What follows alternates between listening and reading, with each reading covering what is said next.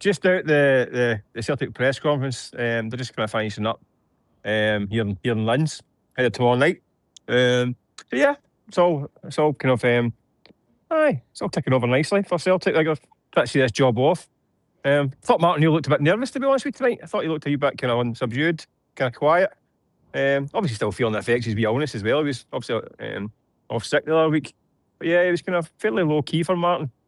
It just sums up the kind of tie, doesn't it? It's kind of a really kind of, it should be done, but it's not done. You know what I mean? It's kind of in the balance still.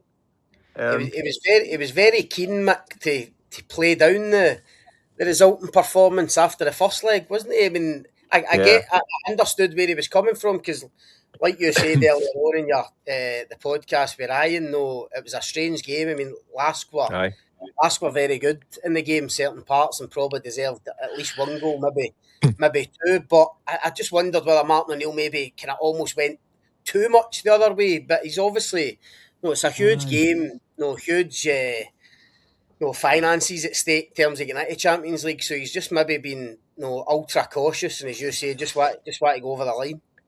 That's his nature, but isn't it? He's kind of, he always goes that kind of cautious way. He always says, like, there's always a wee sting in the tail. So, it's a great result, but we could get hammered next week, or it was played really well, but we're a bit lucky. He's always kind of got that wee bit of caution in his attitude. I just thought tonight he just looked a little bit kind of not subdued, but a wee bit quieter than I've seen him. But he's a guy who, when he's slightly kind of anxious or something, you can tell. He wears it, you can see it on his shoulders. It's just the nature of the man. So I think he knows that, listen, it's Celtic in Europe. Celtic fans are haunted by some of these games. Like, I mean, there's the guys we're talking to in the square today, like, stick a mortgage on a goal in the first 10 minutes for LASK, just to spark the panic. So they're kind of almost like expecting this kind of to go a bit kind of bumpy. It's whether or not they can see it out over the 90 minutes. I thought LASK were decent last week, but I don't think they're world beaters. I think, listen, they've been scoring a lot of goals before the game last week, and it didn't happen for them last week. So they have got goals in them. They do start quickly. It's a dangerous, it's like they used to say, like, 2-0 is a dangerous half-time scoreline. 3-0 should be all right. But the next goal is going to be crucial. If LASK score early on, it does completely change the complexion of the game. Their manager was sitting today, he says they're going to throw the kitchen sink at Celtic, which is a good phrase. I didn't know how to travel to us with that phrase, but it turns out it does. A good old sporting cliche about the kitchen sink getting lobbed. So they're going to go for it. So they know they're chasing a miracle. I get the feeling around here they don't expect to go through at 3-0 down. They're hoping for a miracle, but they don't expect it. Whereas I think Celtic are expecting to go really, really torturous and bumpy. That's what they're kind of expecting. Like fasten your seatbelts. It's going to get choppy here.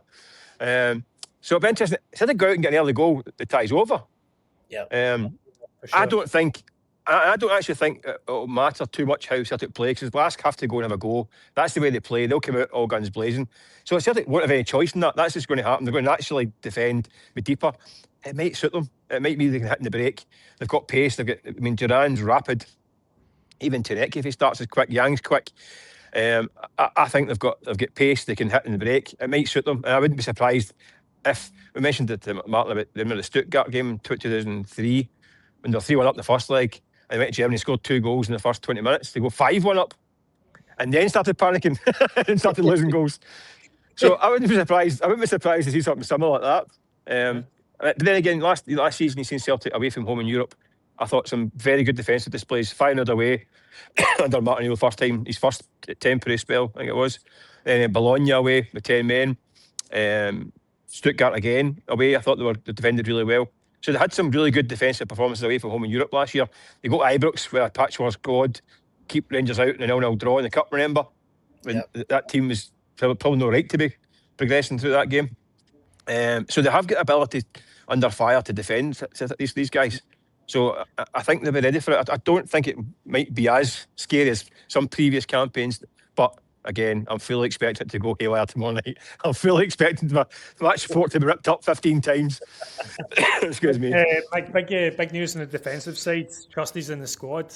A few commenters asking about that. How big is that? Just he didn't train this morning back in Glasgow. They trained back at Parkhead at Glasgow, then flew out. He didn't train, which got a few people a bit worried. But it turned out he had a bit of a stomach bug, and he's travelled with the team and expect him to be fine.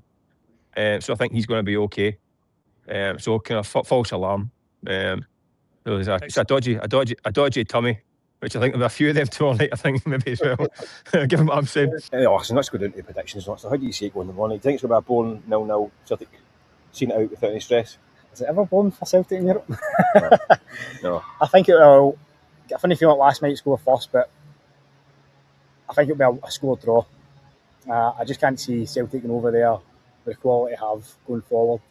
And I think, to be honest, I don't think there's really that much separating LASK and Celtic from what I saw in the first leg in terms of quality between the two teams. But really? I think going forward there's a difference, but I think midfield to defensively, I thought they were absolutely solid.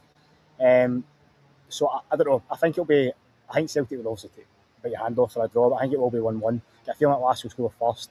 Their tails will be up, but Celtic will deliver a back to the wall performance, and then they'll get a goal, probably in a counter, and then that'll be up. I think it'll be a bit like remember Celtic against Stuttgart in 2003. Alan Thompson scored twice. A 3-1 lead going up there, and they scored twice in the first 20 minutes to go 5-1 up, and it was done. But then it wasn't done. It went to 1-2 each, 3-2, and it was. I was talking to Chris Sutton about it last week, and he said the phrase was they were. Well, I said bricking it. He said another word in the last 20 minutes. I can see something. So I can see Celtic going another one and thinking and then all hell breaking loose. I just don't see it being straightforward. That'd be very characteristic. I don't. Listen, having been sitting on my laptop in Beersheba and Astana, match sport all over the place. Genuinely, just utter brain damage and mental behaviour.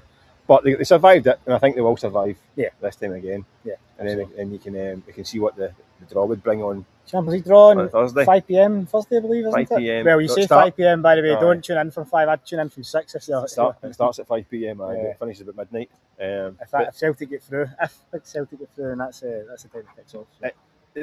That's where they want to be, isn't it? The Champions League is where they want to be. I know some people think it's something can be a bit daunting sometimes going and getting a few doings here and there.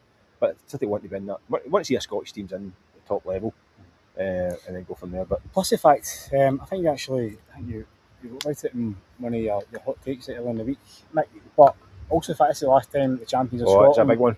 Will enter at this stage, because the champions of Scotland next season will have 3 qualifiers to negotiate, and then second and third place have got Conference League to deal with. The only Scottish Cup is that you're only way to the Europa League. So I think Celtic won't get a better chance this, at least for the next 5 years, until the coefficient hopefully improves. We keep talking about the money. This is the chance to get out there, get the money, reinvest it to make sure they can win the league this year, because they're only one team that attack it next year.